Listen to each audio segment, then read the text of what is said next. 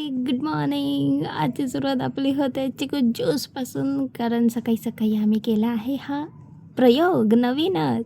आणि त्यानंतर खालून आमच्या बिल्डिंगमधून खूप सारा आवाज येत होता. मग जरा डोकावून पाहिले तर बघते तर काय, इथे चालू होते क्रिकेट.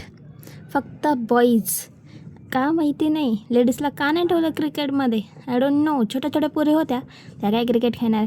मग खूप वेळ ह्यांना बघून बघून मला आठवलं आहे की मला पण अजून एक काम होतं, कारण ते तर पूर्ण केलंच पाहिजे, कारण 2-3 दिवसामध्ये पुढे काहीतरी होणार होतं.